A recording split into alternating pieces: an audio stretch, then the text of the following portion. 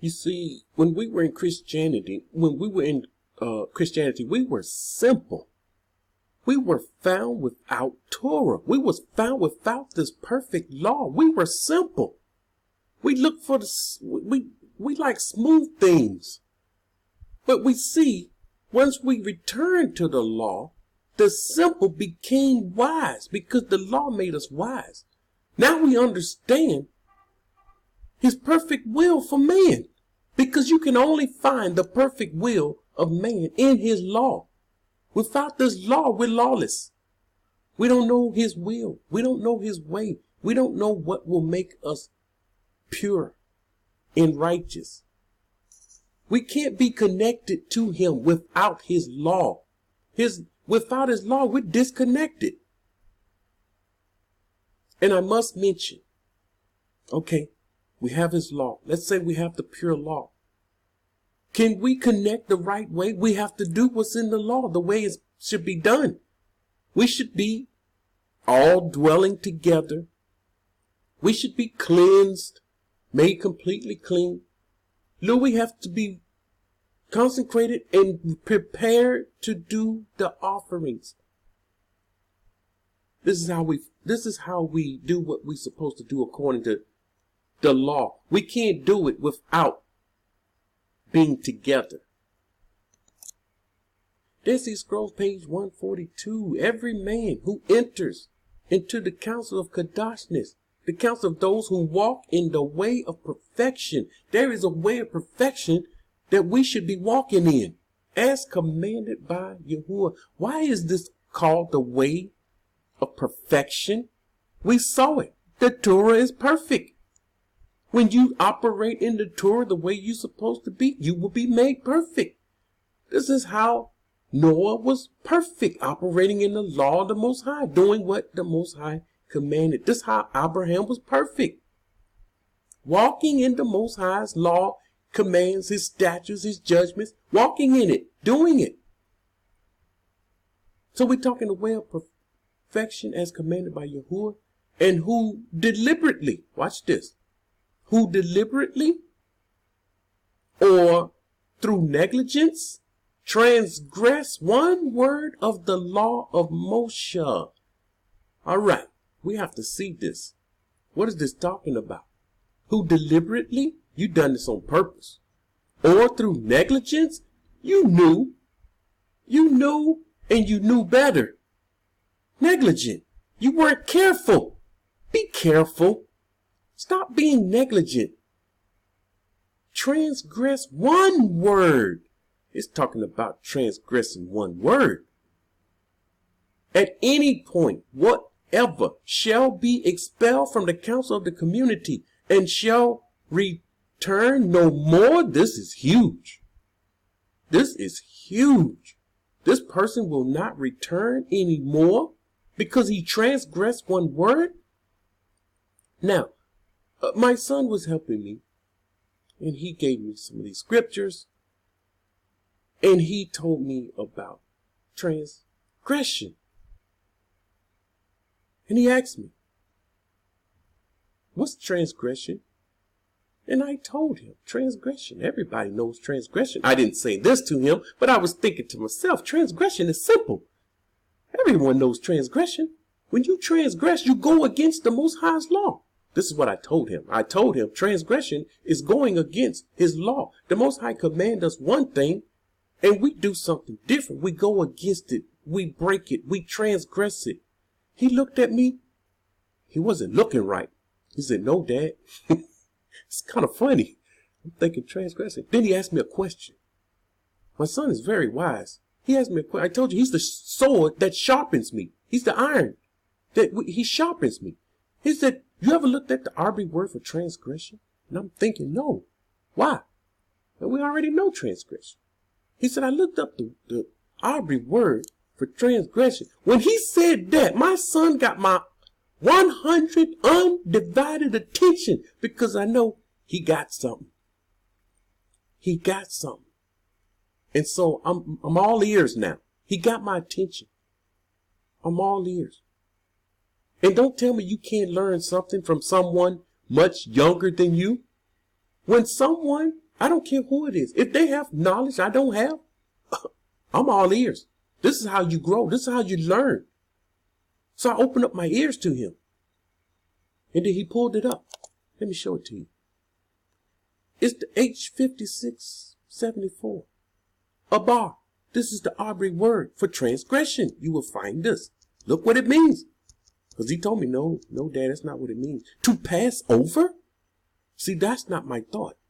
That wasn't my thought process. Where did I know transgression? I thought to pass over or by or through, alienated, bring, carry, do away with. See, Christians transgress the law. They do away with it.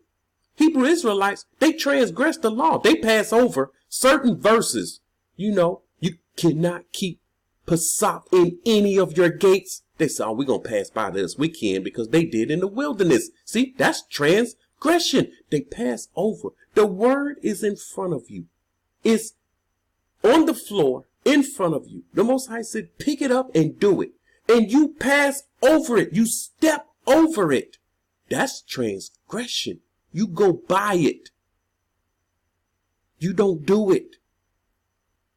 And this is what transgression is. That's what my son opened up my eyes to, transgression, which I thought I knew transgression. You're probably like me.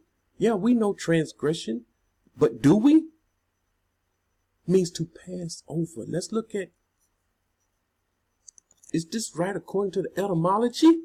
Transgression, particularly relating to the first man in the fall.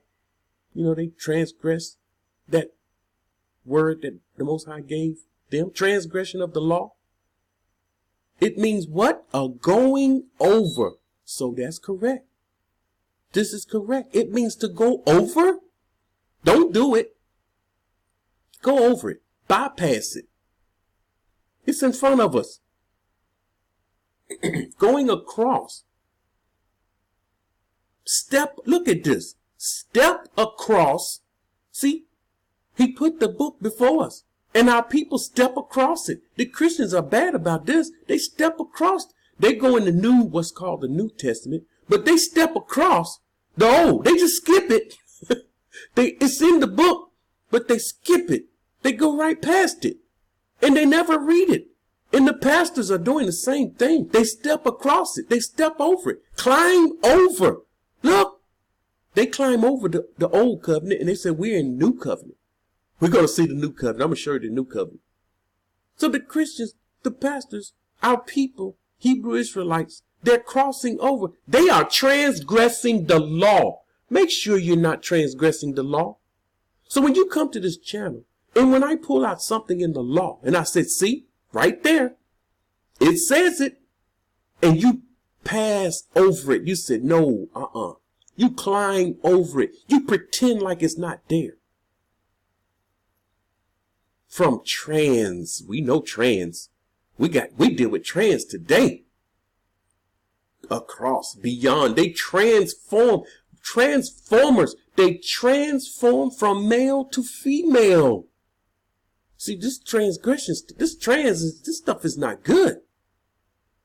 To go over it, to bypass it, this is transgression. And our people are transgressing Torah and don't even know it.